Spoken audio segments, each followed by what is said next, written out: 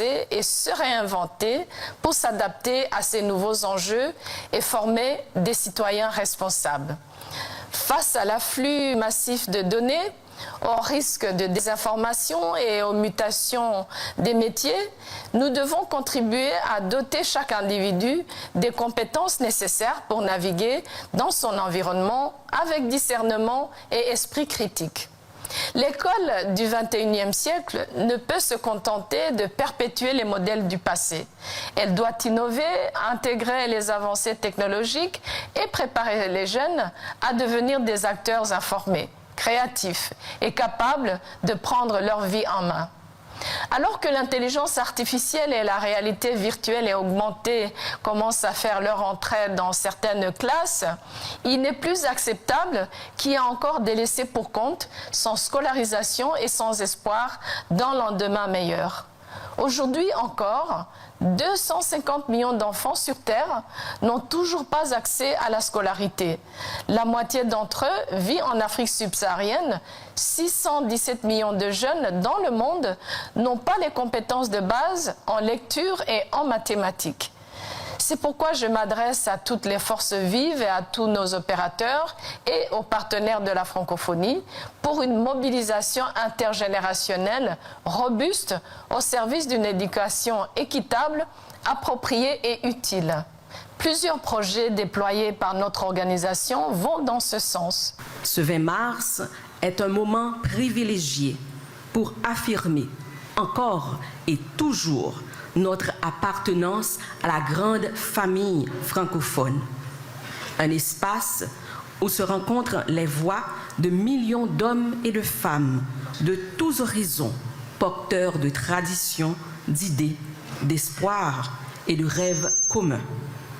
Aujourd'hui, plus que jamais, le thème de cette année « Je m'éduque, donc j'agis » résonne avec force dans nos cœurs et dans nos esprits. L'éducation chère à nos valeurs est le vecteur de tout changement, de tout progrès et de toute transformation durable. S'éduquer, c'est prendre conscience de son rôle dans la société. C'est comprendre les enjeux de son époque, mais aussi agir pour améliorer notre présent et préparer notre avenir.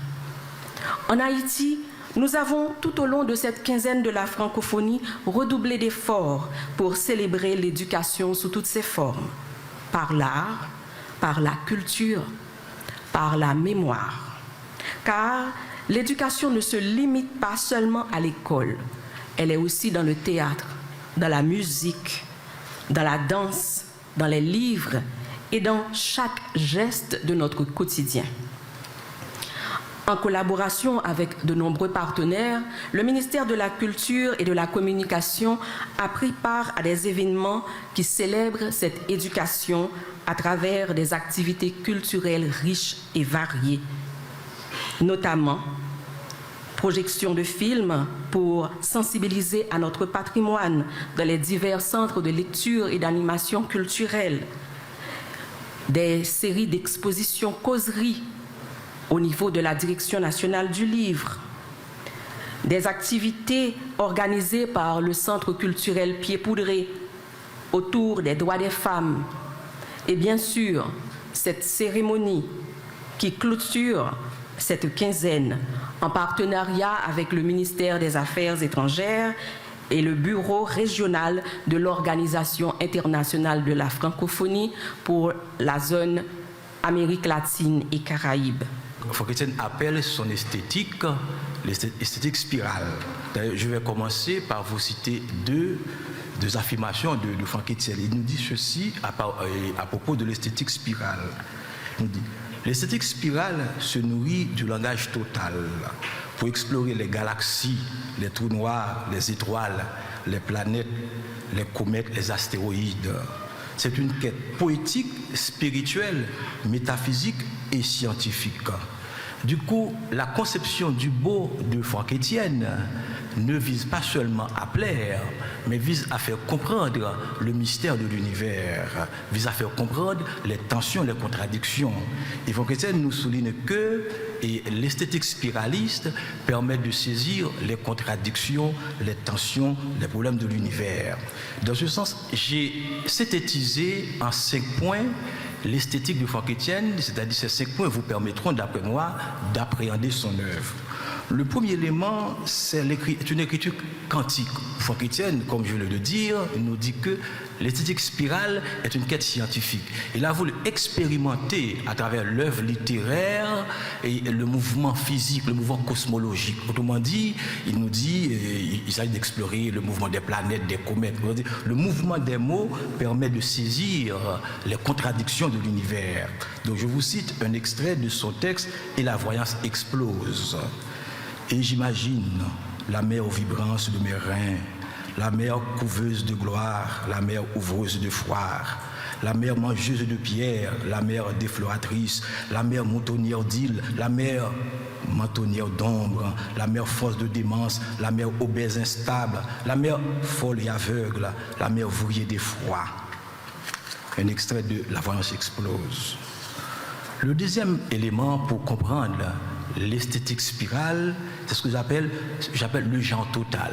Dans l'œuvre de Franck Etienne, nous avons une combinaison de poésie, de romans, de théâtre, de dessin. Autrement dit, la spirale, c'est la dynamique de la totalité. Comment exprimer toutes les contradictions, la totalité de l'univers. C'est pourquoi chez Franck Etienne, il n'y a pas de frontières entre théâtre, poésie, roman, peinture et dessin.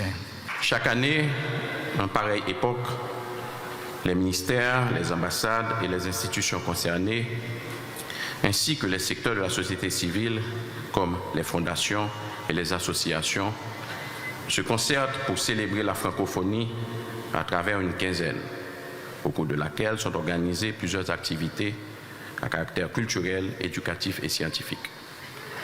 Je me réjouis que cette année encore, ici en Haïti, la tradition s'est perpétuée et nous avons, malgré les contraintes et la conjoncture, une quinzaine riche en festivités et enrichissante. Je salue le travail du comité interinstitutionnel, la contribution des différentes institutions impliquées et aussi le talent des artistes et écrivains qui ont aidé à mettre en évidence la richesse culturelle et les valeurs véhiculées par la francophonie. À travers le monde, nous sommes environ 300 millions de francophones à célébrer cette journée, non seulement comme une fête de la langue française, mais aussi comme une occasion exceptionnelle pour réaffirmer notre attachement aux valeurs de tolérance, de solidarité, de paix et de coexistence pacifique. Il s'agit de principes cardinaux qui réunissent un nombre de 80 États, dont la République d'Haïti, au sein de l'Organisation internationale de la francophonie, une structure internationale multilatérale capable d'influencer les affaires du monde. Nous sommes vraiment fiers de notre appartenance à ce mécanisme international qui rend possible la coopération et le dialogue entre plusieurs horizons géographiques, politiques et culturels. Dois-je rappeler la place importante que nous occupons dans l'espace francophone? En effet, notre pays est, avec le Canada, les seuls dans les Amériques où le français est l'une des langues officielles. Haïti est aussi l'un des membres fondateurs de la francophonie et beaucoup d'autres organismes francophones. Les Haïtiens et les Haïtiennes ont, pendant des décennies, contribué à la diffusion et à l'expansion du français dans le monde, tant à travers la production d'œuvres en français que grâce aux effets des migrations diverses dans diverses parties du monde. Haïti continue d'accorder une très grande importance à la francophonie en général et à la francophonie institutionnelle en particulier. La visite à Paris en janvier dernier d'une délégation haïtienne de haut niveau, conduite par le président Leslie Voltaire, a été l'occasion d'échanger avec la secrétaire générale, Mme Louise Mouchiki-Wabo, sur les possibilités pour la francophonie de contribuer par ses ressources culturelles, ses valeurs et ses institutions au rééquilibrage de l'ordre mondial au renforcement du multilatéralisme, à la défense du droit international et à la résolution de certaines crises.